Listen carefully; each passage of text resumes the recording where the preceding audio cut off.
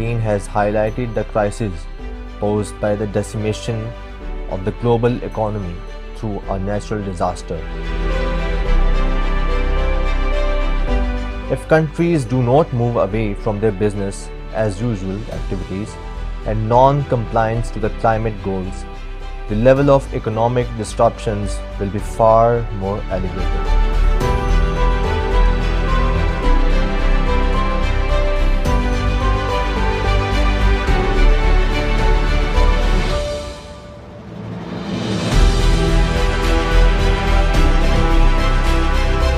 In the backdrop of COVID-19 have supported green recovery for many countries that entered the crisis with already high debt levels.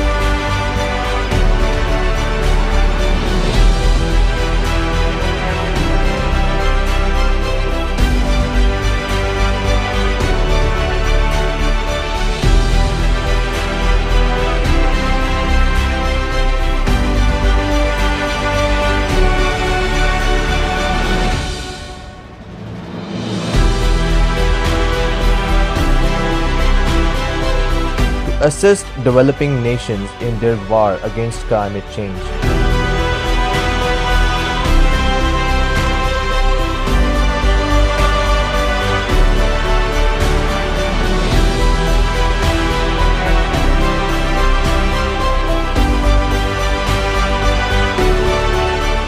Countries and businesses are looking for net zero targets by cutting carbon.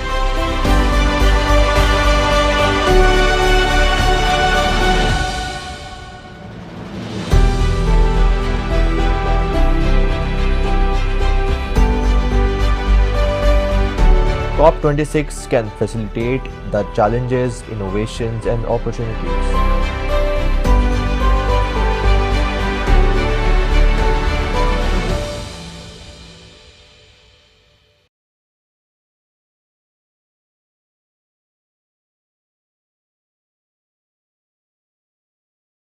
The event is the Planet Budapest 2021 Sustainability Expo and Summit.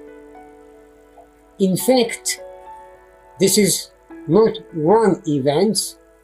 In fact, this is a series of events consisting at least 4 different events.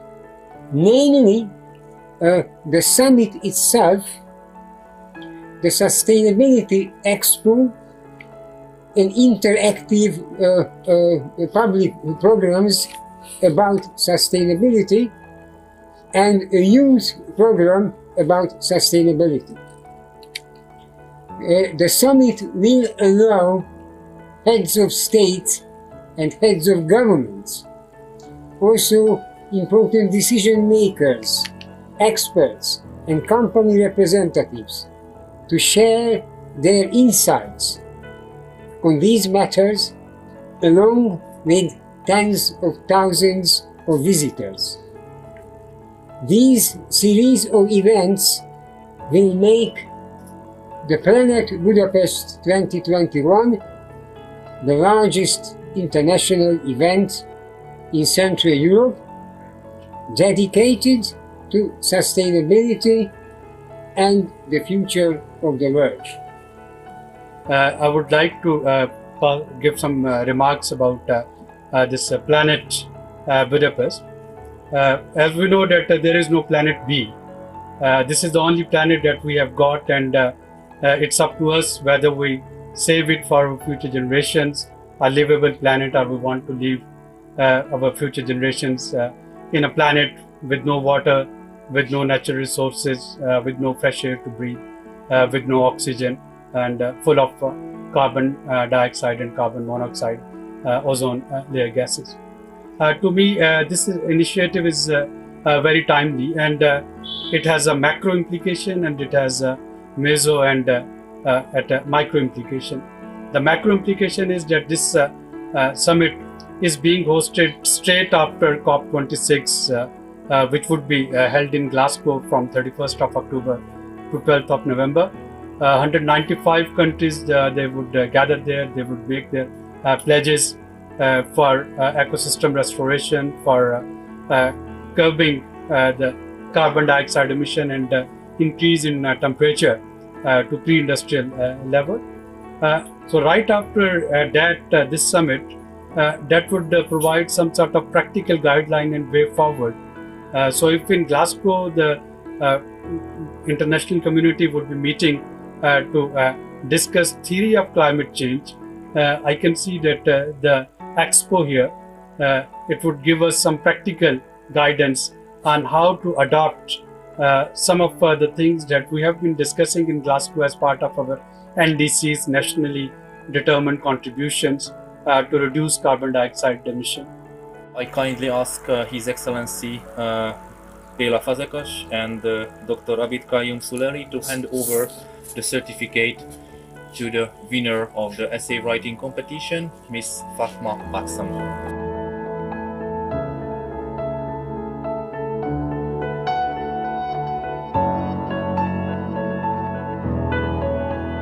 First of all, thank you so much.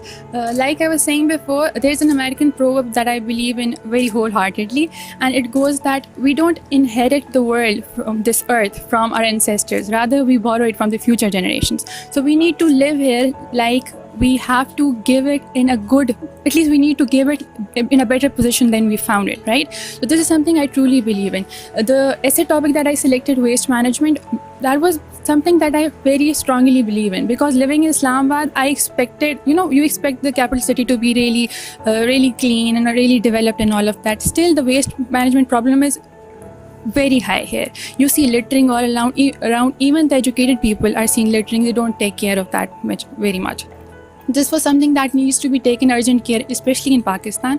People need to be more responsible toward the planet, toward this earth. Obviously, they just don't have to clean the home. That is the perspective that needs to change, that the whole earth is your home and you need to take care of it all together. And obviously, one by one, when we join hands, we can make a better world together. And inshallah, that is the whole point of this Planet Budapest as well.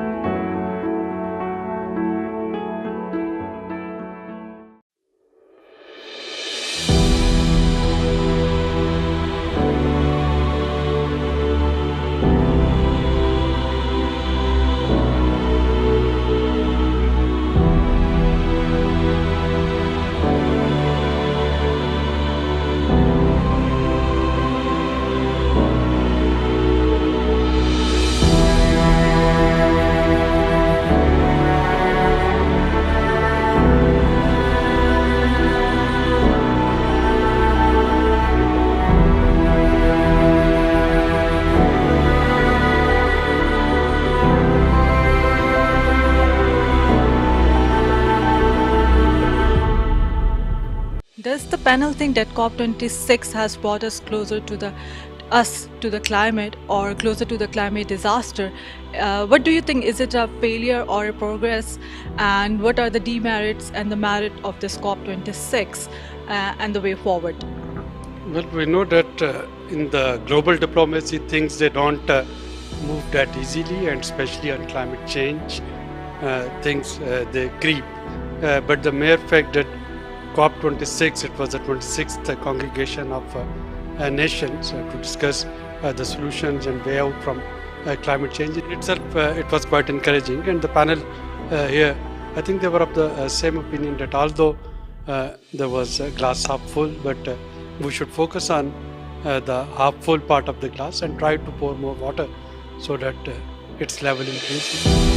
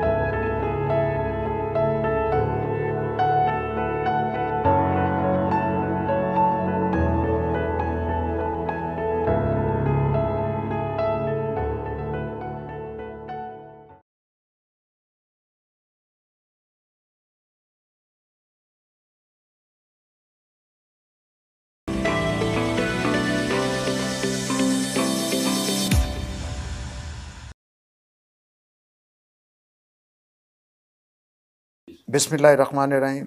آج ہم اپنے programme کے ساتھ جو ہے وہ احسن اقبال صاحب جو کہ سیکرٹری جنرل ہیں پاکستان مسلم لیگ نون کے اور بڑا وسیع پارلیمانی تجربہ رکھتے ہیں اور لوکل باڈی سسٹم پر بھی پی ایم ایل این کے حوالے سے ان کا موقف جو ہے وہ ہم جانیں گے کہ پی ایم ایل این جو ہے وہ یہ جو ریفارمز ہونے جا رہی ہیں اور اس میں لوکل باڈیز کے جو تینوں ٹیئرز ہیں کونسلز ہیں ان میں بہتر کوارڈینیشن ٹرانسپیرنسی اور اس کو امپاور کرنے کے حوالے سے پی ایم ایل این جو ہے وہ کیا نقطہ نظر رکھتی ہے.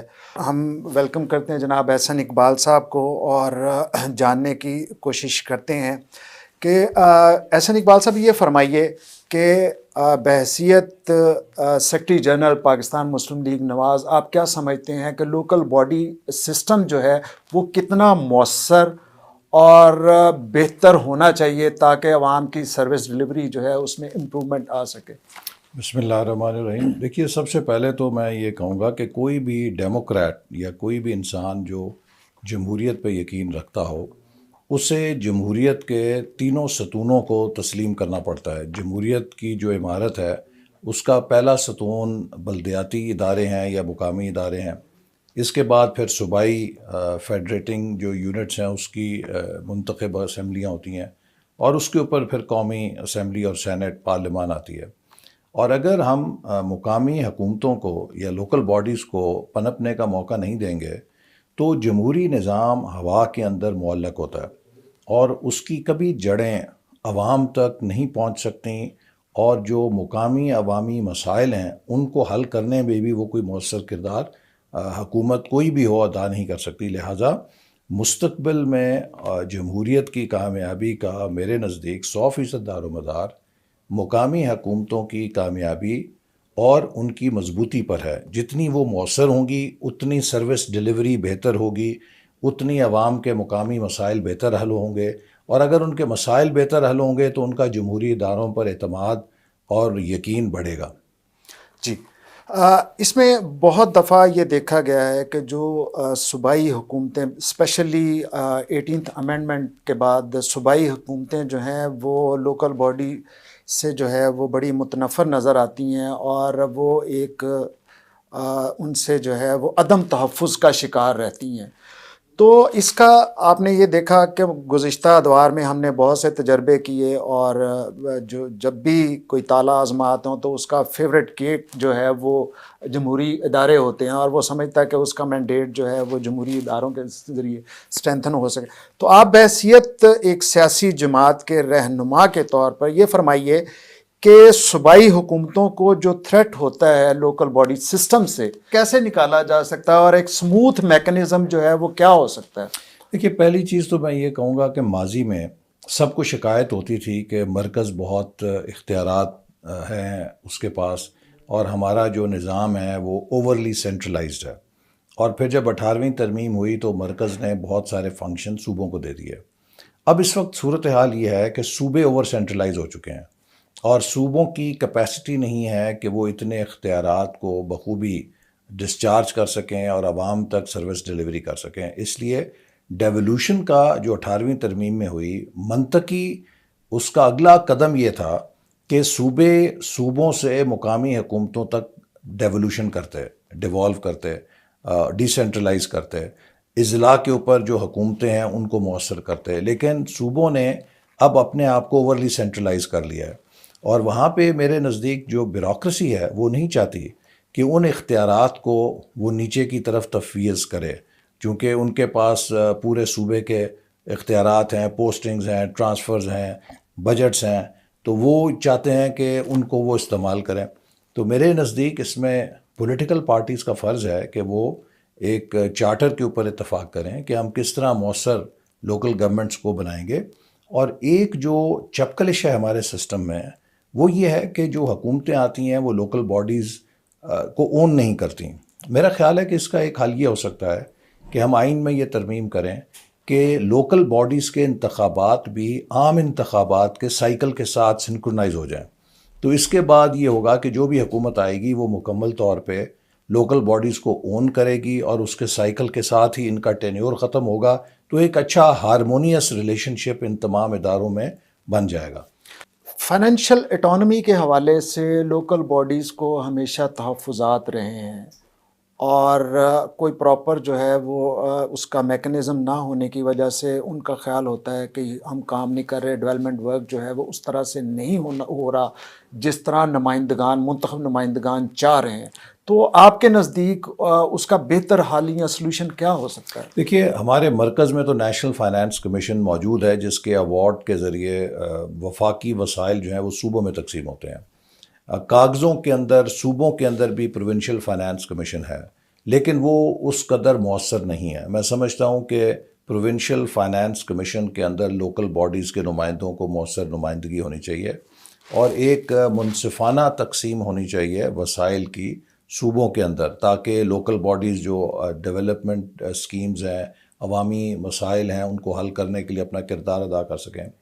اسی طرح جو چیز ہمارے ملک میں کمی ہے وسائل کے حوالے سے، وہ یہ ہے کہ ہماری صوبائی حکومتیں اور لوکل باڈیز نے اپنے ٹیکسیشن کے نظام کو بھی نہیں ڈیولپ کیا، کہ جو سروس ڈیلیوری کے حوالے سے لوگوں کو آپ کچھ فیس چارج کر سکتے ہیں یا ٹیکس ریونیو لے سکتے ہیں، اس کی کیپیسٹی بھی نہیں ہے. تو میں سمجھتا ہوں کہ اس کے لیے ضروری ہے کہ ہم لوکل باڈیز کی جو فائنینشیل مینجمنٹ ہے اور جو ان کی ریونیو جنریشن کیپیسٹی ہے اس کو بڑھائیں، تاکہ وہ مقامی طور پہ بھی اپنے لیے وسائل پیدا کر سکیں اور دوسرے صوبے سے ان کو ایک منصفانہ شیئر ملے. جی جناب، اس میں ایک اور چیز جو ہے وہ بڑی رہتی ہے کہ جہاں فنڈز کا معاملہ آتا ہے، سروس ڈیلیوری کا معاملہ آتا ہے، وہاں ٹرانسپیرنسی جو ہے اور اختیارات کی تقسیم کی جو ہے وہ بہت زیادہ بات کی جاتی ہے، اور اس پر جو ہے وہ صوبائی حکومت جو ہے وفاقی حکومتوں سے اور وفاقی حکومتیں صوبائی حکومتوں سے اور پھر مقامی حکومتیں آپس میں جو ہے وہ ایک سما خراشی کا جو ہے وہ رویہ رہتا ہے. تو اس کے لیے پی ایم ایل این جو ہے وہ کیا سوچتی ہے کہ اس کو کیسے امپروو کیا جا سکتا ہے تاکہ کنفلکٹ آف انٹرسٹ جو ہے وہ نہ ہو سکے؟ دیکھیے، اس کا تو سب سے مؤثر طریقہ یہی ہے کہ یہ تمام ادارے آپس میں ایک کنسنسس کے ساتھ سسٹمز ایوالو کریں، اور اس سسٹم میں جو کم سے کم آپس میں کانفلکٹ ہونا چاہیے، ہارمنی ہونی چاہیے.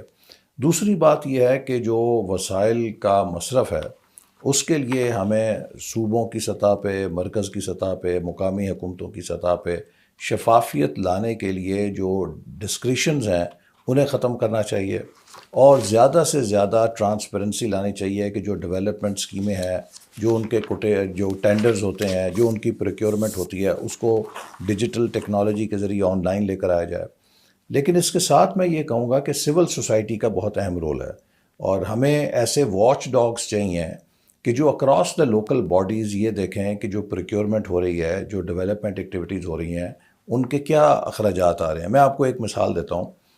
ہم نے ایک زمانے میں مختلف صوبوں میں ایک اسٹڈی کرائی کہ جو کاسٹ آف سروس ڈیلیوری ہے وہ کیا ہے. ایک بچے کو میٹرک کی تعلیم کرانے میں ایک صوبے میں کیا تعلیم خرچ آتا ہے، دوسرے میں کیا، تیسرے میں، چوتھے میں کیا. ایک صوبے کے اندر جو ہاسپٹل کی بیڈ شیٹ ہے وہ خریدنے کی کیا لاگت ہے ایک سیم کوالٹی کی. تو مجھے یاد ہے کہ کچھ اس طرح تھا کہ اگر کسی ایک جگہ پہ وہ 500-600 کی تھی تو دوسرے صوبے میں اس کی قیمت کوئی 1100 تھی، ایک تیسرے صوبے میں اس کی قیمت 2500 تھی، اور اسی بیڈ شیٹ کی قیمت ایک اور صوبے کے اندر کچھ 4,500-5,000 تھی.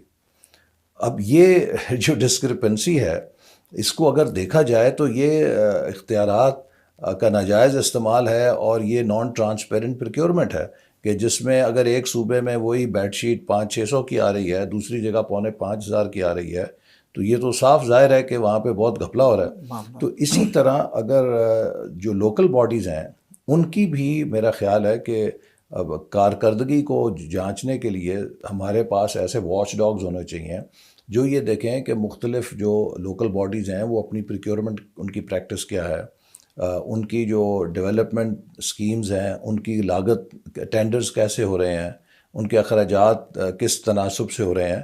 تو یہ جو کمپیریزن ہے اس کی رپورٹس اگر بنائی جائیں اور سال کے آخر میں یہ سب کا پبلک اکاؤنٹیبلٹی ہوگی کہ آپ نے کیسے مصرف کیا، کتنے ایفیشینٹ تھے آپ اپنے ریسورس ایلوکیشن یا یوٹیلائزیشن کے اندر. تو اس سے میں سمجھتا ہوں کہ کافی سر فرق اس پڑ میں سکتا ہے. اکاؤنٹیبلٹی کا جو میکنزم ہے کیا وہ کہاں کس سطح پر ہونا چاہیے؟ دیکھیے اگر ایسے سوالات یہ ایک بہت ٹکلش سوال ہے، اس لیے کہ اگر آپ اس کی اوور اکاؤنٹیبلٹی صوبوں میں دے دیں گے تو صوبے انہیں چلنے نہیں دیں گے. اگر کوئی ہمارے ہاں جو سیاسی ناچاکی یا سیاسی پسند ناپسند کا سوال ہے تو اس میں صوبے پولیٹیکل بیسس پہ لوکل گورنمنٹس کو ڈسمس کر سکتے ہیں. ابھی آپ دیکھیے پنجاب میں کیا ہوا ہے کہ تقریباً 58,000 منتخب بلدیاتی نمائندوں کو صرف سیاسی ناپسند ہونے کی بنا پہ ڈسمس کر دیا گیا، اور تقریباً 30 مہینے سے وہ عدالتوں کے دھکے کھا رہے ہیں، اور پنجاب کے اندر لوکل باڈیز جو ہیں وہ غیر مؤثر ہیں، غیر فعال ہیں. تو اس طرح ہمیں احتیاط کا دامن ضرور رکھنا چاہیے کہ ایسا نہ ہو کہ ہم کوئی ایسی اکاؤنٹیبلٹی کا اختیار دے دیں. مثال کے طور پہ اگر صوبائی حکومت کسی کے خلاف کوئی کارروائی کرتی ہے تو پھر اسے بجائے یہ کہ انتظامی اختیار بنایا جائے، اس کے لیے لازم ہونا چاہیے کہ وہ اس کا ایک ریفرنس بنا کے عدالت میں پیش کرے کہ جی یہ ہمارے پاس ثبوت ہے، اس نے کرپشن کی ہے، یہ مس گورننس کر رہے ہیں، اس لیے ہم اس لوکل گورنمنٹ کو ڈسمس کر رہے ہیں. وہ ایک لوکل گورنمنٹ کی اومبڈسمین ہو سکتا ہے. لوکل گورنمنٹ کے حوالے سے ایک خصوصی عدالت بنائی جا سکتی ہے جو لوکل گورنمنٹس کی اکاؤنٹیبلٹی کے حوالے سے شکایات کو دیکھے اور جانچے. لیکن اگر یہ ایگزیکٹو ڈومین میں ہوگا تو اس بات کا خدشہ موجود رہے گا کہ یہ مس یوز ہوگی اتھارٹی. اچھا احسن صاحب یہ فرمائیے کہ ہمارے چاروں صوبوں کے جو مقامی پولیٹیکل ڈائنامکس جو ہیں ان میں فرق ہے، جیسے کے پی ہے، بلوچستان ہے، سندھ ہے، پنجاب ہے. تو پھر ہمارے جو دیہی علاقے ہیں ان کے نارمز کچھ اور ہیں، وہاں پہ ریکوائرمنٹ کچھ اور ہوتی ہیں. تو اس حوالے سے آپ کیا سمجھتے ہیں کہ پی ایم ایل این جو ہے اس کے پاس کیا اسٹریٹجی ایسی ہوگی تاکہ سب لوکل کونسلز جو ہیں ان کو انٹیگریٹ کیا جا سکے اور ان کی امپرومنٹ جو ہے وہ سروس ڈیلیوری میں ہو سکے تاکہ وہ اچھے طریقے سے پرفارم کر سکیں؟ اور دوسرا اس میں یہ کہ اس میں فردر وفاق اور صوبے اس کو کس طرح اسٹرینتھن کر سکتے ہیں تاکہ وہ انڈیپینڈنٹلی اپنا رول جو ہے وہ پلے کر سکیں؟ دیکھیے ابھی تک جو ایک ہمارے سامنے تجربہ ہے وہ یہ ہے کہ ہماری جو انتظامیہ ہے وہ لوکل گورنمنٹ سے بہت خائف ہے، اور وہ اپنے اختیارات کو بہت سختی کے ساتھ پروٹیکٹ کرتی ہے، اور وہ نہیں چاہتی کہ لوکل گورنمنٹ سے اختیارات لیں. لیکن اگر لوکل گورنمنٹس نے اختیارات لینے ہیں تو اس کے ساتھ ان کی کیپیسٹی بلڈنگ بھی بہت ضروری ہے تاکہ ان کے اندر صلاحیت ہو جس سے وہ اپنے اختیارات کو استعمال کر سکیں. کیونکہ اگر آپ ان کو ڈیوالو کریں گے، اختیارات دیں گے اور کارکردگی پہلے سے بری ہو جائے گی تو لوگ اس سے نالاں ہو جائیں گے.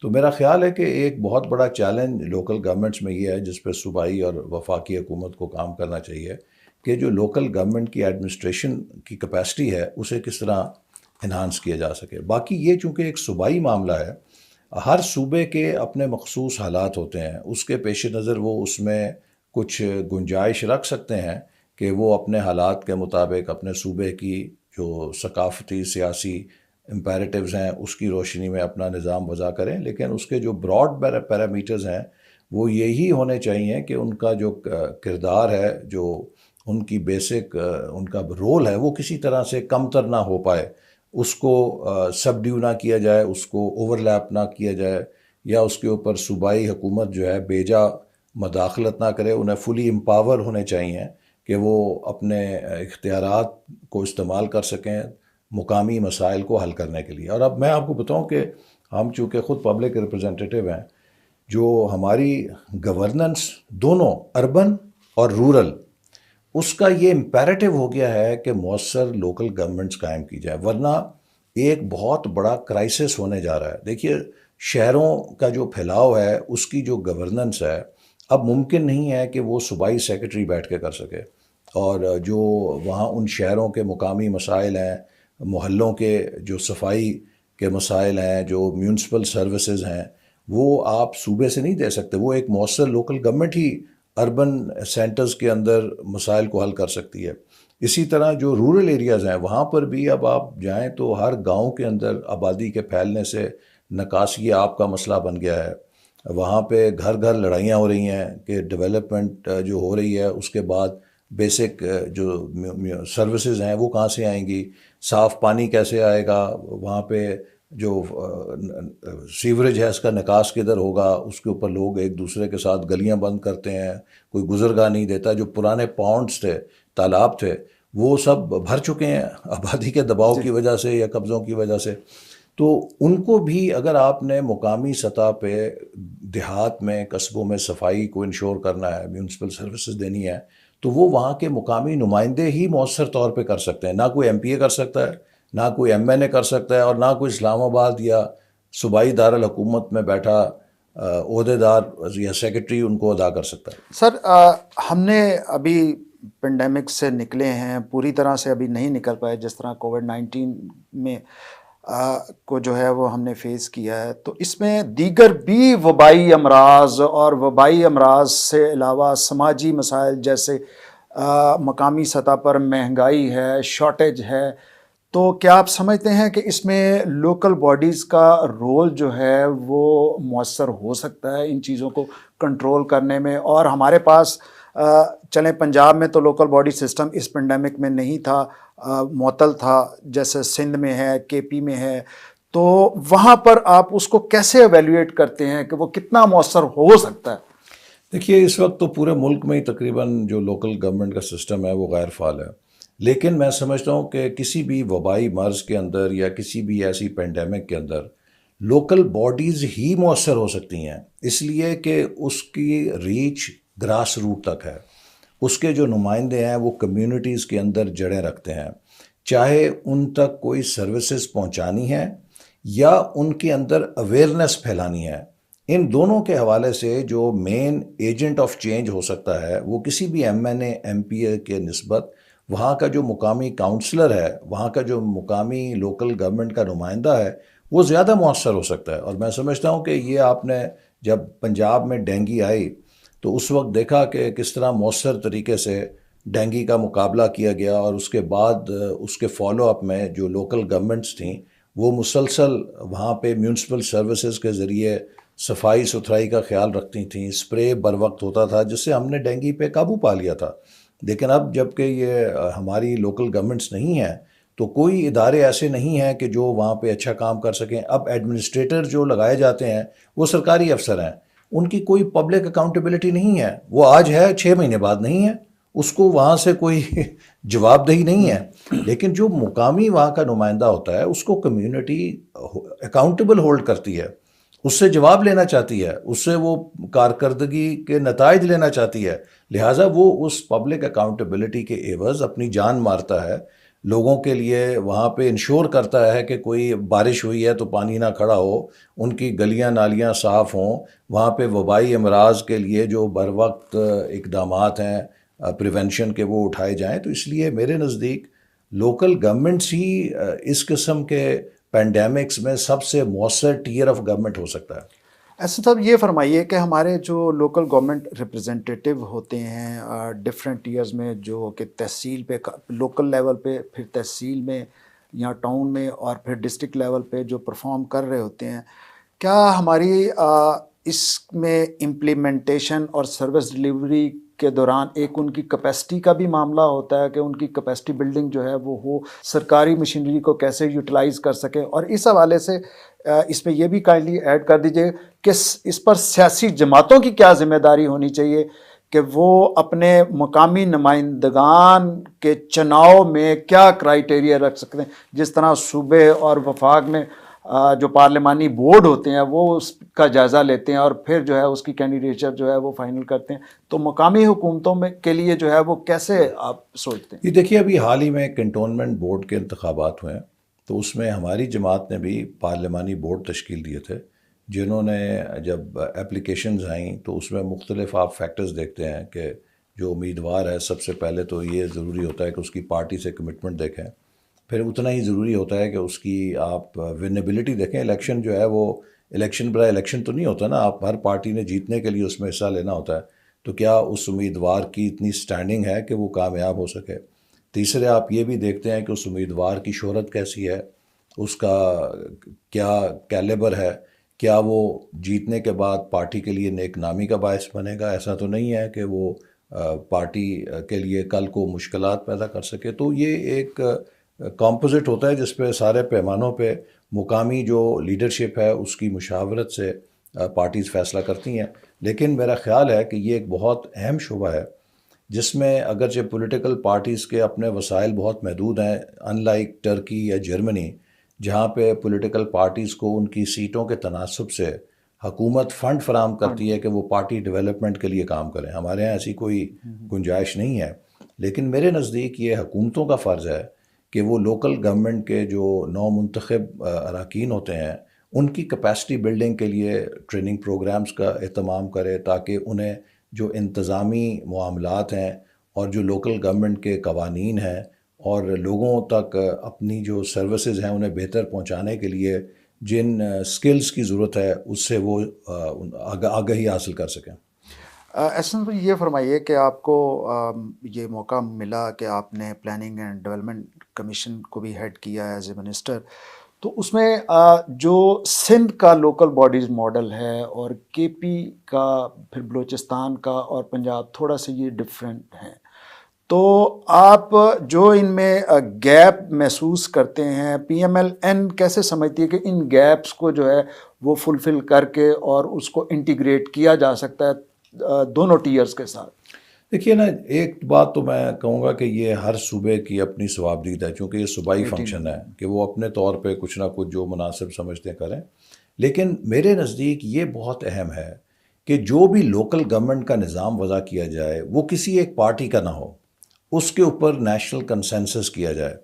دیکھیے ہمارے سامنے مثالیں موجود ہیں.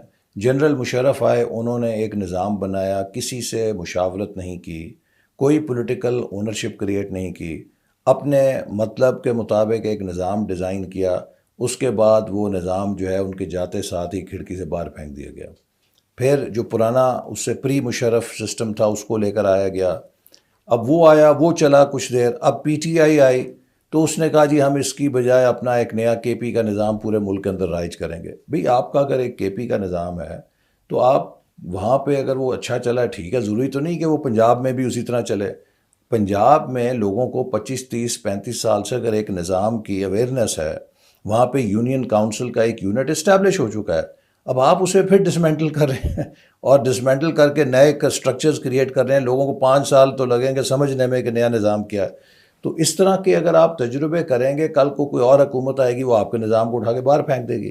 تو میرے خیال میں یہ بڑا ضروری ہے کہ ہر صوبہ لوکل گورنمنٹ کا جو نظام ہے اس کے اوپر آل پارٹیز کنسلٹیشن کرے اور اس پہ ایک براڈ پولیٹیکل کنسنسس ہونا چاہیے تاکہ حکومت کے بدلنے کے ساتھ وہ نظام نہ بدلا جائے. اس نظام کی جتنی کنٹینیوٹی ہوگی اتنے وہ ادارے مضبوط ہوں گے.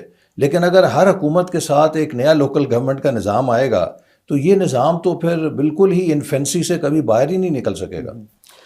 تو یہ فرمائیے کہ یہ جو بظاہر زیرو ڈرافٹ پنجاب میں اور باقی جگہوں پہ وہاں پہ جو اس میں منورٹی ریپرزینٹیو ہیں، منورٹیز کے یا لیبر کے اور یوتھ کے، تو ان کا رول آپ لوکل باڈی سسٹم میں یا اس کو اسٹرینتھن کرنے میں کتنا اہم سمجھتے ہیں اور کس طرح کا وہ ہونا چاہیے تاکہ وہ اپنی کمیونٹیز کو امپاور کر سکیں؟ دیکھیے پہلی بات تو یہ ہے کہ پنجاب کے اندر جو بھی نظام بن رہا ہے ہمیں نہیں پتہ کیا بن رہا ہے. پنجاب کے اندر پی ٹی آئی جو نظام بنا رہی ہے وہ ایسے بنا رہی ہے جیسے کوئی ایٹم بم بنا رہی ہے کہ اسے سیکرٹ رکھنا ہے. بھئی آج تک آپ نے اپوزیشن کے ساتھ نہ کوئی کنسلٹیشن کیا ہے نہ اسے شیئر کیا ہے، تو پھر آپ کیسے توقع رکھتے ہیں کہ یہ نظام دیر پا ہوگا؟ یہ اتنی دیر ہوگا جتنی دیر آپ کی حکومت ہے، جیسے میں نے کہا اس کے بعد ہی ختم ہو جائے گا. جہاں تک لوکل گورنمنٹس میں مائنورٹیز کی، لیبر کی، خواتین کی امپاورمنٹ کا تعلق ہے تو یہ تو ہر نظام میں، چاہے وہ پری مشرف تھا یا مشرف دور کا تھا یا پوسٹ مشرف جو تھا پی ٹی آئی سے پہلے، ان سب میں. اور ہم نے جو لوکل گورنمنٹ پنجاب میں سسٹم دیا تھا اس کے اندر ایک اور ہم نے ایڈیشن یہ کیا تھا کہ یوتھ کو نمائندگی دی تھی. اب ہماری آبادی جو ہے اس کی زیادہ بڑی تعداد نوجوانوں کی ہے، تو اس لیے یہ بھی ضروری ہے کہ ہم نوجوانوں کے مسائل کو سمجھیں اور نوجوانوں کے لیے زیادہ سے زیادہ سہولیات فراہم کریں. تو ہم نے لوکل باڈیز کے اندر خصوصی نشستیں نوجوانوں کے لیے رکھی تھیں تاکہ نوجوانوں کی آواز بھی ان کی فیصلہ سازی کے اندر آ سکے. تو میرا خیال ہے کہ یہ خواتین، مائنورٹیز، لیبر، کسان اور نوجوان یہ سب اہم طبقے ہیں. جن کی آواز مؤثر طور پہ ان کی نمائندگی کے ذریعے آتی ہے، لیکن انہیں صرف وہاں پہ سنا ہی نہیں جانا چاہیے، ان کے ذریعے ان کے جو طبقات ہیں جن کی وہ نمائندگی کرتے ہیں ان کے لیے لوکل گورنمنٹس کو اسکیمز بنانی چاہیے، اور اس کے اوپر بھی ان کی اکاؤنٹیبلٹی ہونی چاہیے کہ ان طبقات کے فلاح و بہبود کے لیے انہوں نے کیا کیا۔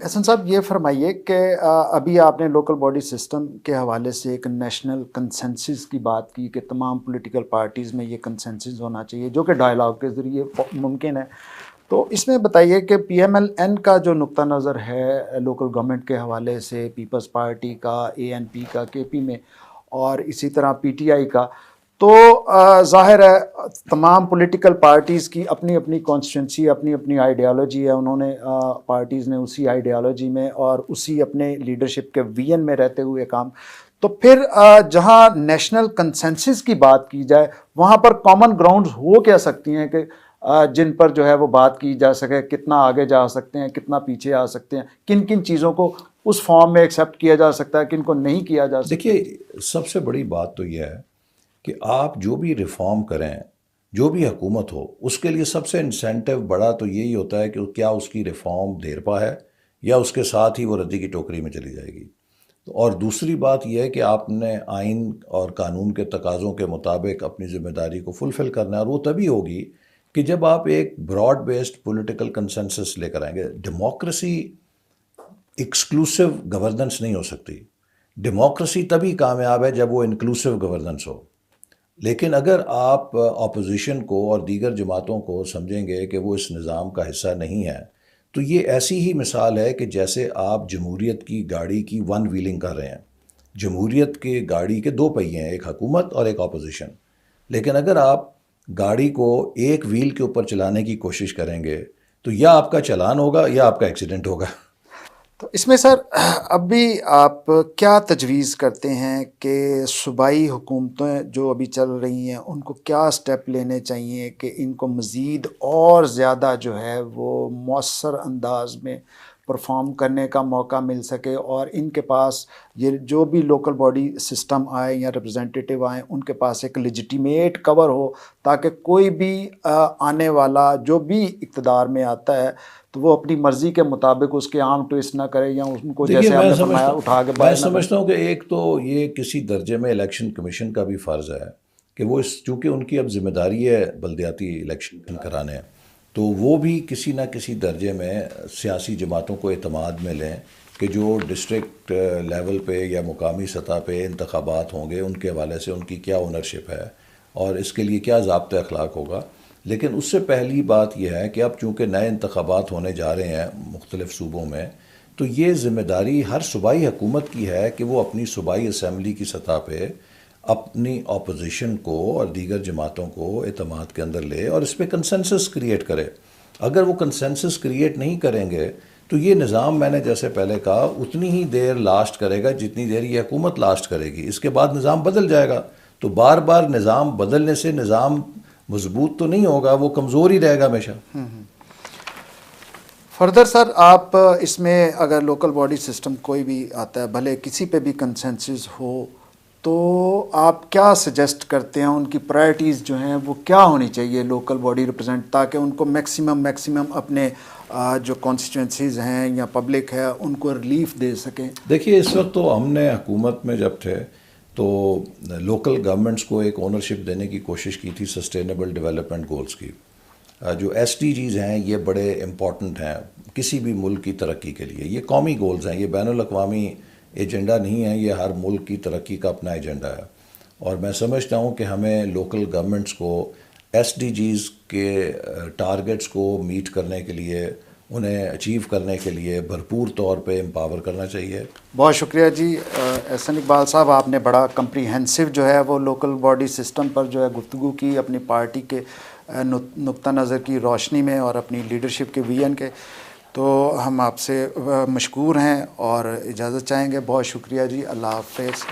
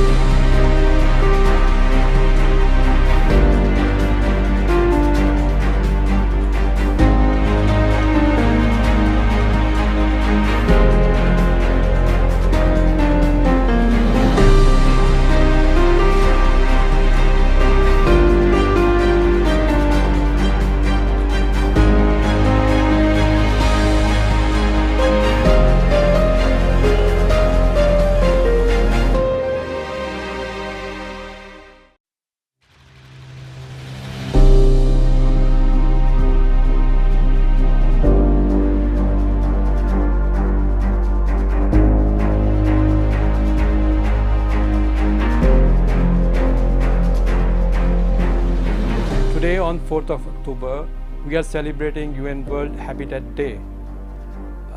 Since 1986, we are celebrating this day for highlighting the issues of urban development, particularly focus on housing for the poor and homeless, integration of slum areas into the urban planning and development. Later, the focus has shifted towards inclusive gender role in urban planning and access to health, water and sanitation facilities and climate change.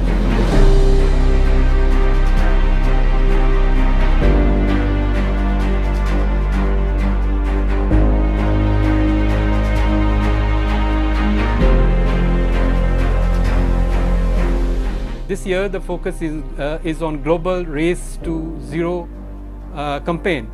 About 70% of global carbon dioxide emissions is coming from urban economic sectors of transport, construction, industrial and energy consumptions.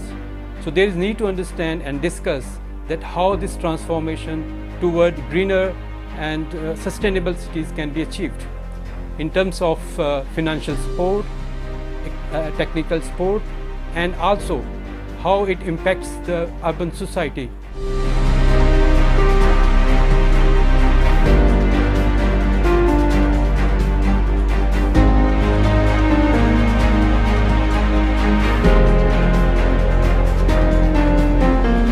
On this day, there is need to discuss that how this zero carbon campaign can be achieved, particularly for the developing countries, because they have limited financial and technical capacities.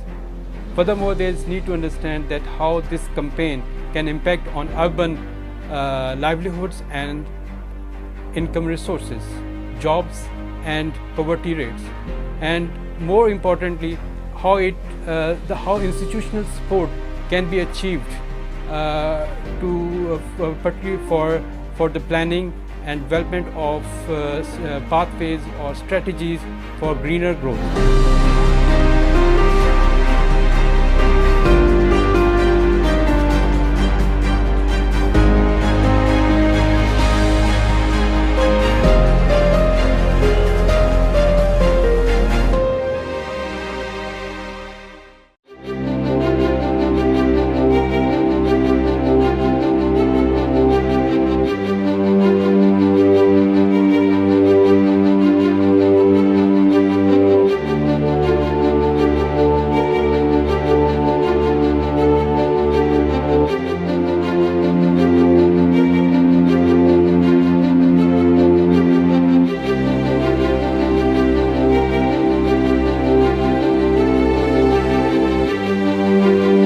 Food insecurity is one of the major problems facing Pakistan. We know that almost 1/3 of its population at some time of the year faces some form of food insecurity. Now, with this food insecurity, Pakistan also faces a problem of food loss and food waste. Food loss is the loss of food from harvest to retailer, and food waste is a wastage of food from consumers and in household, in businesses, in restaurants. Now, in a country where a significant population is facing food insecurity, I think food loss and food waste is a criminal neglect. And we know that both of these losses and wastage, they do occur in our food systems, in our food production system, in our food consumption system. And that's where sustainable development goal of sustainable production and consumption, that becomes quite important, not only to tackle hunger and poverty, but also to change our mindset and change our behaviors.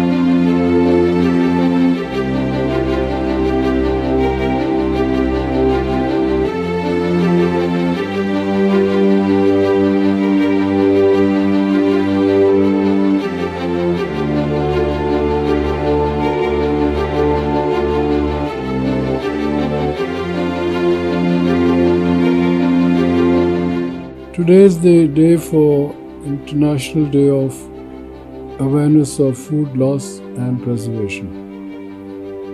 Food wastage and losses are major issues being faced globally and by every country with huge economic, environmental and social impact. When edible foods are discarded, it's not just the food that is lost. It's wastage of all the inputs required to take food from the farm to the consumer. Table like land preparation, agronomic horticulture practices, water for irrigation, fuel for mechanization, and vehicles for transportation. Similar losses can be calculated due to food losses occurred in processed value-added foods manufactured, including cost of production, importing of locally non-available ingredients like food additives, preservatives, packaging and transportation costs, product registration and marketing costs. It has been estimated by the FAO that carbon footprint of food waste is 3.3 billion tons of CO2 equivalent annually. Not only are different polluting fuels used to run production machinery and vehicles, but greenhouse gases are also released by food waste.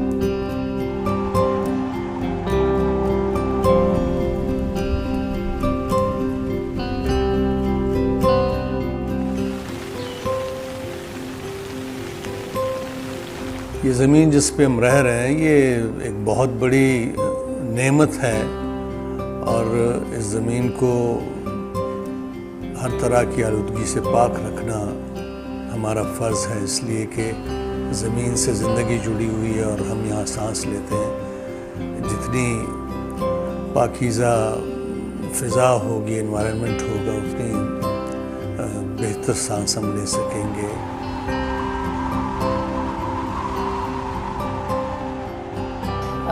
یہ oxygen آپ کو جو ملتی ہے، یہ oxygen اصل میں اس کا جو منبع ہے وہ یہ ساری انوائرمنٹ ہے، ماحولیات ہے. تو اس کے لیے ہم اگر کام نہیں کریں گے تو اس کا مطلب یہ کہ ہم اپنے ہاتھوں سے اپنی جو زندگی ہے اس کو ختم کر رہے ہیں. اور میں اپنی زندگی میں بہت ساری چیزوں کا ہم خیال رکھتے ہیں کہ ہم جلائیں نہیں کوئی چیز ایسی، ہم جیسے کوڑا کرکٹ کو لوگ آگ لگا دیتے ہیں، اس سے انوائرمنٹ کو نقصان پہنچتا ہے.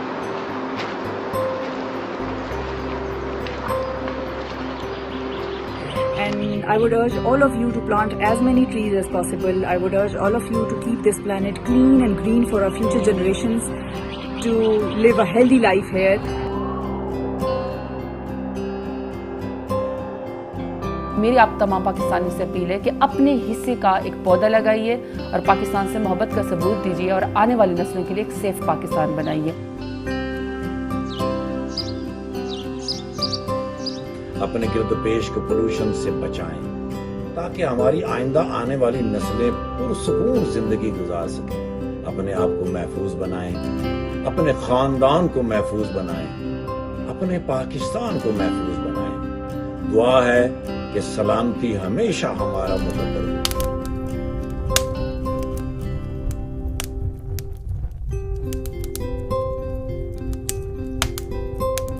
لوگ صاحب استطاعت ہیں جن کے پاس گاڑیاں ہیں، پلیز مینٹیننس کا خیال رکھیں کیونکہ کاربن ایمیشن جتنا کم ہوگا ہمارا ماحول ہماری آلودگی کم ہوگی. زمین کا احسان ہے ہم پہ، کوشش ضرور کریں اس کا خیال رکھیں. یہ اگر آپ خیال رکھیں گے یہ تو پہلے ہی خوبصورت ہے، مزید خوبصورت ہے.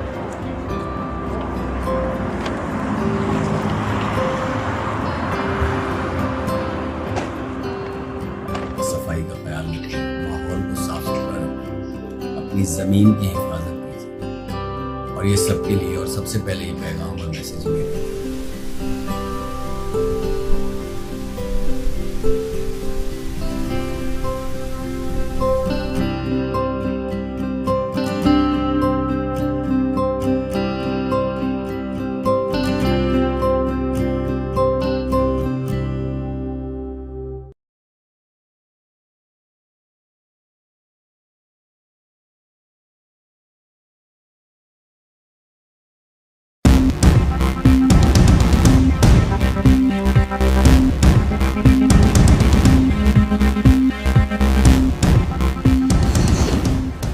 To SDTV bulletin. मैं हूं आपकी होस्ट सादिया सिद्दी और आज के बुलेटिन में मैं आपके साथ शेयर करूंगी ई-कॉमर्स पॉलिसीज़ के बारे में,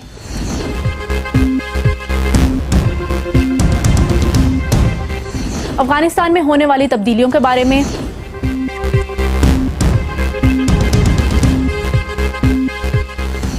B3W और BRA मंसूबों के बारे में,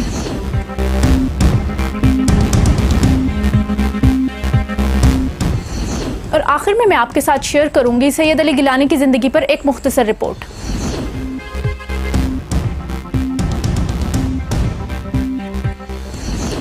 मुल्की मईशत की बहाली और तरक्की के सफ़र में इंडस्ट्री का एक बुनियादी किरदार होता है। बैनुल-अक़वामी तिजारत के नए माहौल में इंटरनेट को एक गैर मामूली हैसियत हासिल हो चुकी है। डिजिटल मईशत और ई-कॉमर्स के हवाले से SMEs के लिए बहुत से नए मौके पैदा हो रहे हैं।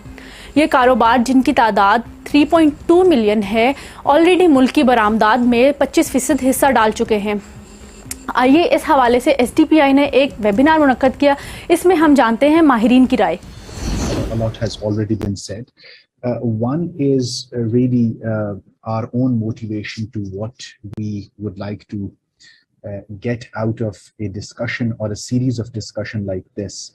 So as we see it, there's a lot happening and the government has really done very well, as pointed out by Ms. Aisha Moriani as well as Dr. Tawqir Shah. And I think what we can do is to support as best as possible and sort of also reduce duplicity of work here.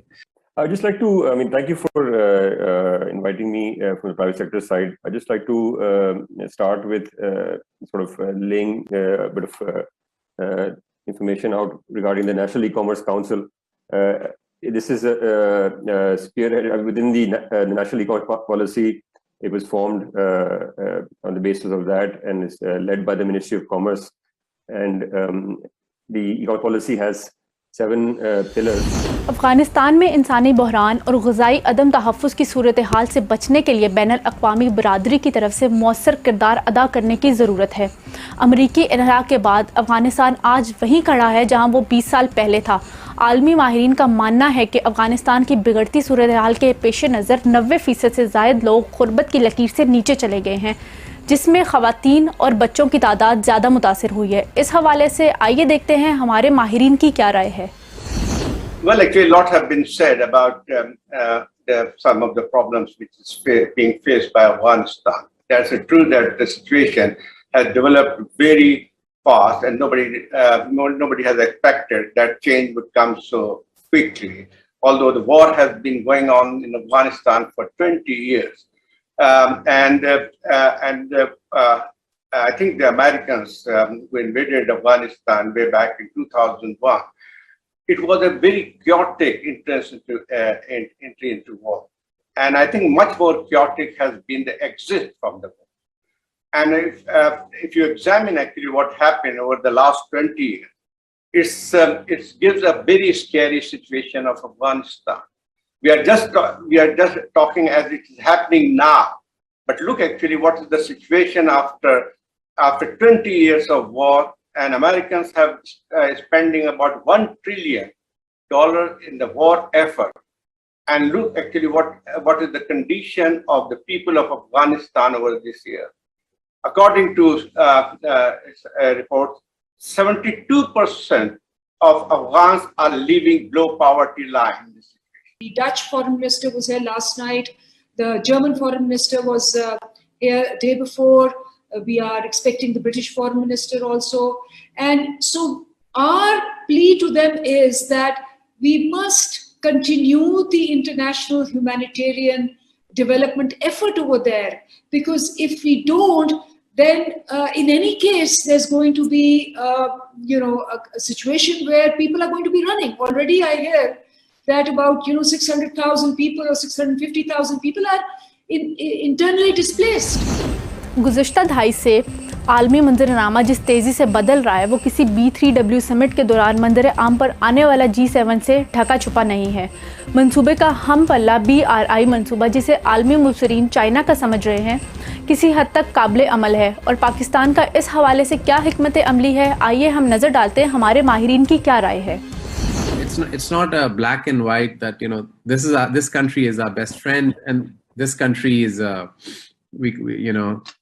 rival. We can't engage with them. And I think when we talk about China, and there have been conversations about China in this webinar before I joined, the best example to learn from is China. China doesn't see eye to eye in its geopolitical interests with the United States and vice versa. However, the United States and China are the biggest trade partners in the world. Similarly, the trade between China and India is 10 times the economic partnership that we have, that Pakistan has with China. So I think that it has to be an approach which is engages particular segments of the relationship. One question is that while Pakistan is not part of international treaties for road transport, this is a questioner asking. I guess we are of some treaties, but not all. How Pakistan logistic companies get benefit out of these projects, to connectivity project? Logistic companies. Maybe question is about how logistic companies can benefit from these projects amid Pakistan's situation in international treaties. Right. I'm not privy to that treaty. I think there's an international requirement to have your logistic companies or your logistic enterprises moving across the world. There needs to be an international treaty. You should be member of the treaty, and I think I also guess that we are not part of that treaty. But this question was raised somewhere where Sandaud Saab and I we were together. But we are not part of that. Now, what to do? I think when we talk of Belt and Road Initiative, or for that matter, B3W, we need to, the most important thing. What is the most important thing in benefiting from these ventures, ambitious ventures of superpowers? For example, if we want to benefit from Belt and Road Initiative, we need to not only develop the capacity to be part of it, but we need to have proper legal framework also. Of course, the logistic companies won't do that. Government of Pakistan is responsible to do that. But we need to enhance, we need to build our capacity with a view to be part of such big ventures. मुस्तकिल मिजाजी की एक और लाजवाल दास्तान, जो हिंदुस्तानी बर्बरियत के खिलाफ एक सीसा पिलाई दीवार बनी रही, जिनका नारा हम पाकिस्तानी हैं और पाकिस्तान हमारा है। कश्मीरी आवाम की आज़ादी के लिए इनकी जद्दोजहद को तारीख़ में सुनहरे हरूफ में लिखा जाएगा। हम बात कर रहे हैं सैयद अली गिलानी की, जिनको खैराज तहसीन पेश करने के लिए SDPI ने एक वेबिनार मुनक्कद किया। आइए नज़र डालते हैं।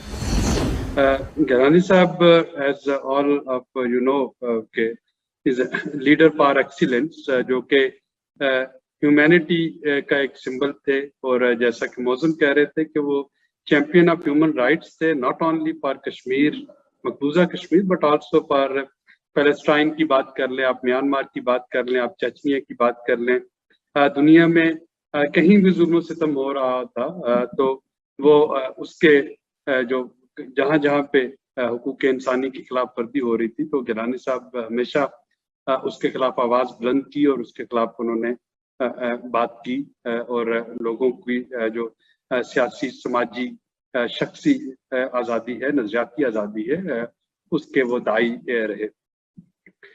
Of course, being an intellectual, a deep thinker, scholar, visionary leader, ये सारी चीज़ें तो होती हैं, लेकिन जो चीज़ एक उनको बाकी जो लीडर्स हैं उनसे एक मुनफरद करती है, वो ये है कि there was no ifs and no buts in his approach। तो आपको कोई compromise होता नजर नहीं आता। तो उनको वो जिस चीज़ पे वो कायल थे, हम पाकिस्तानी हैं, पाकिस्तान हमारा है, आपको पूरी उनकी ज़िंदगी में कहीं पे कोई compromises नजर नहीं आए, कोई ifs and buts नजर नहीं आए, और वो सारी ज़िंदगी उसी पे वो गामज़न रहे। In memory of one of the greatest leaders of Kashmir, Saeed Ali Gilani साहब की ताज़ियत की रेफरेंस है, और उसके साथ साथ कल रात को हमने शेख तजम्मुल साहब, जो एक बहुत बड़े वॉइस थे, लिटरेरी और इंटेलेक्चुअल वॉइस थे, पॉलिटिकल वॉइस, सईद अली गिलानी साहब, हमने बहुत बड़ा एक एसेट यूज किया आपने SDTV बुलेटिन देखा, आपका बहुत बहुत शुक्रिया। हमें आपकी वैल्यूएबल सजेशन एंड फीडबैक का इंतज़ार रहेगा। मज़ीद मालूमात के लिए देखते रहिए SDTV।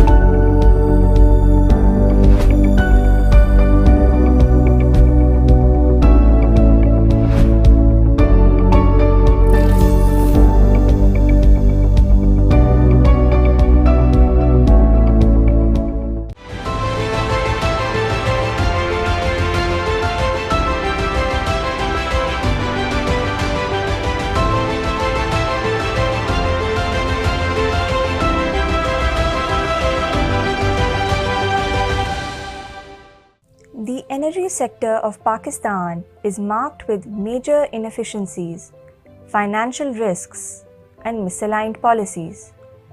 Hence, there is a need to identify the critical factors and how our current policies and international agreements can shape up the future energy and environmental outlook of the country. Pakistan remains one of the top most vulnerable country of climate change impacts. We need to see COVID-19 as an opportunity to bring back the SDGs on track in a timely, efficient manner. We are constrained on resources, and climate-related SDGs are, of course, certainly off track. But this is the time to rethink our production processes and really build systems and processes so that we don't go back to business as usual. Despite nationally determined contribution objectives, climate concerns, and risk of long-term financial locking due to thermal energy resources, the coal capacity of Pakistan has significantly increased over the years.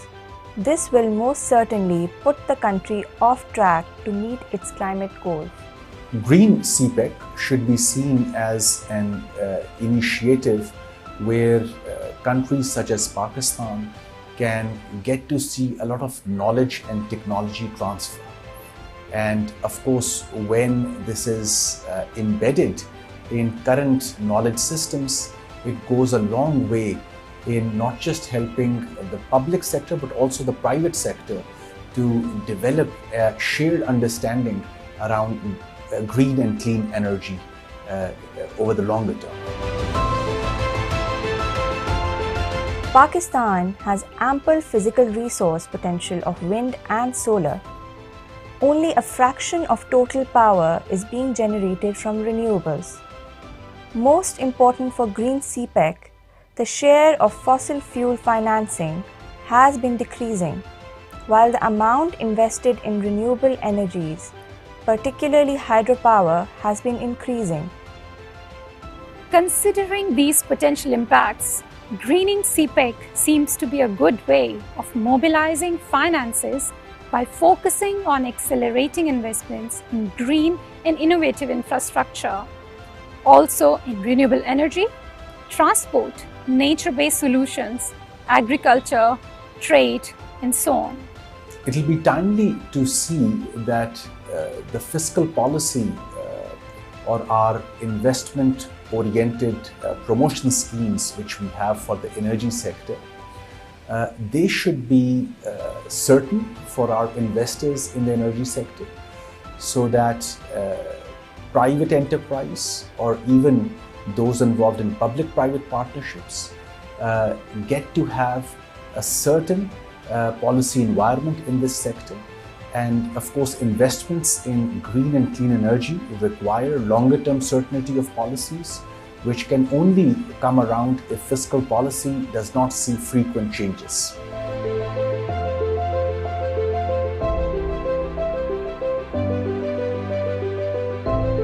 diversification of financial resources, along with awareness and capacity building in financial institutions, can ensure the availability of green finance and green stimulus. If this is to become a broader trend for Chinese overseas investments, we would need clear and stringent policy guidelines from both China and Pakistan. It would pave the way for clean energy transition in Pakistan.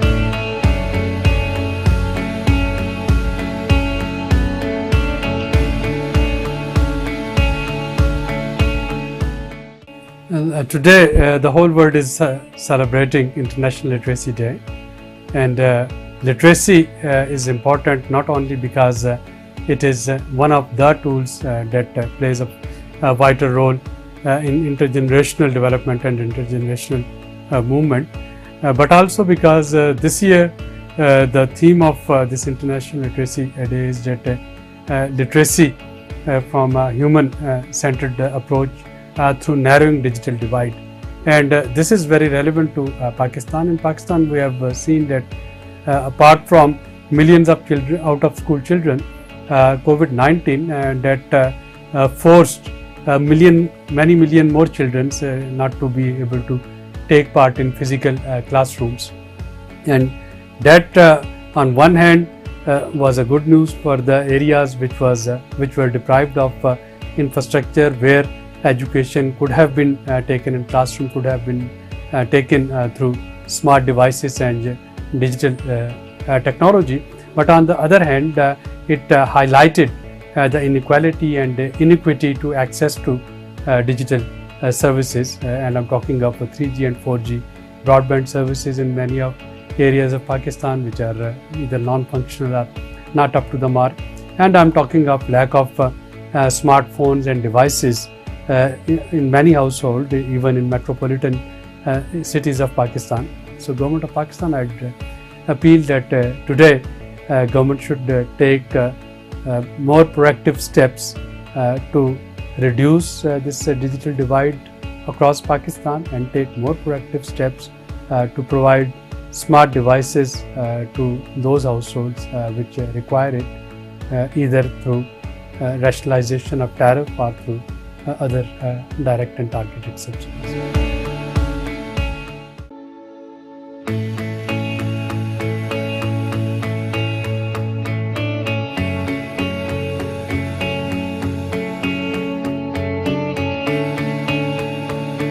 Literacy Day reminds us of our commitment towards education-related sustainable development goals under the Agenda 2030. And last year has been particularly difficult with COVID, widening a lot of education and skills inequalities across the globe, but particularly in the developing countries. And it is in times like these that one should remember the leave no one behind value underlying the Sustainable Development Goals, and the fact that we need to put our children back to school, and children who are not connected to the digital nodes, they need to be provided online facility as early as possible to prevent these widening education related inequalities in all their forms. Governments around the world are trying to find innovative approaches to reach out to those who have been left behind, children who could not go back to schools during the various waves of COVID. And it is now it really calls on the creativity of the private sector as well to come forward and provide support with their ideas, with their creativity to the public sector. It also falls on as a responsibility on many of the civil society organizations, social entrepreneurs who are working in this space to really join hands with the government and come forward and really find out innovative approaches to deliver education at the doorstep of those who either could not go to their schools during these difficult times or dropped out or faced any other issues with regards to affordability and other matters.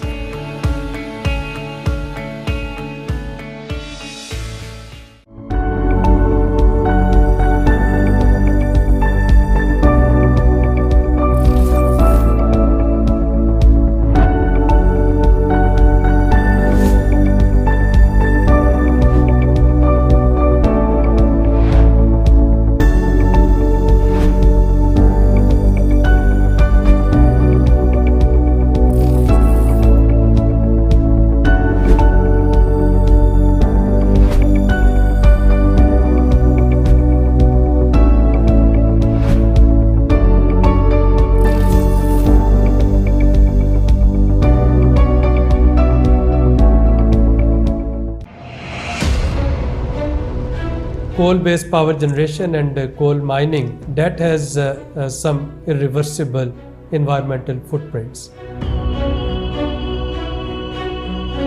Drought in district Tharpakas is happening from decades now. It is not a new phenomenon over there, and it is of course because of climate change.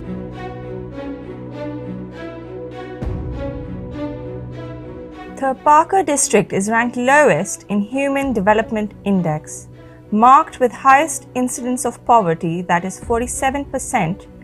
It is even deprived of very basic necessities of life. Major issues that Tharis are facing since decades are lack of water, malnutrition, and no access to education and health facilities. Very sad thing and finding over there, their healthcare facilities are very far off, and during migration, during disasters, they move from one place to another place, and women lose their babies. They are malnutritioned, they do not have proper shelters, they have to sell their livestock on which they are dependent, they lose their crops because of droughts in those areas.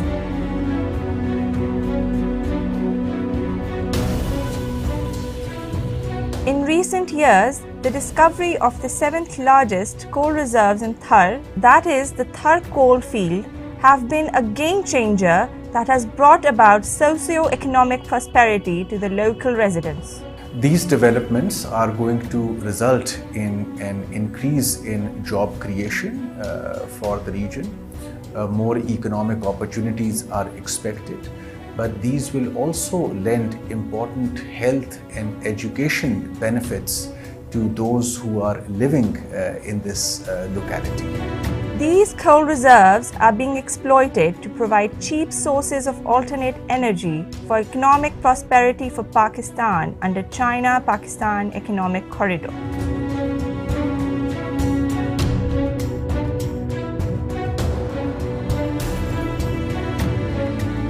Of course, we can't ignore the air being polluted, water being polluted, land degradation, and ecological distortion and ecological disruption that would occur due to this coal mining and due to this coal-based power generation. This substantial investment in coal mining and power plants is not only the major source of mounting emissions of greenhouse gases in the country, along with large environmental and social costs, but also a substantial risk to Chinese investment. We believe that China and Pakistan, through their renewed commitments to renewable energy, they can create a win-win situation here by greening and cleaning the energy generation projects up under CPEC and making the best use of available technologies that China now has for cleaner and greener energy generation.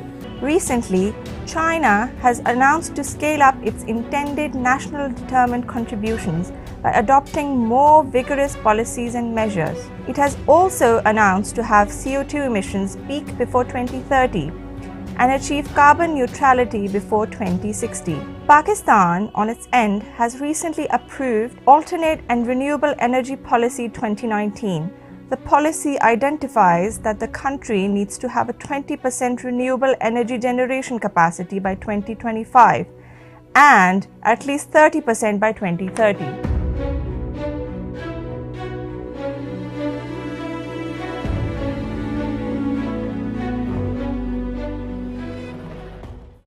Now, the pathways to cleaner and green energy are, of course, many, but the most immediate ones are, of course, in my mind, one is the fiscal and regulatory certainty. We need to have policies which are there for the medium to longer term, so that both private sector and public sector can work hand in hand, and they understand the benefits of doing this together. Second, of course, there has to be a shared vision at our parliament level, at the civil service level, at the regulatory institutions who are involved in facilitating the investment in clean and green energy. Pakistan can actually make a paradigm shift in its energy generation. It is about time that both the countries, under their renewed pledges for renewable energy, they get together and they try to see that how a clean and green recovery is possible, whereby we can shift from coal-based power generation to alternative and renewable energy generation under CPEC, and it's quite possible. And this is what is in the medium to long-term planning of both China and Pakistan.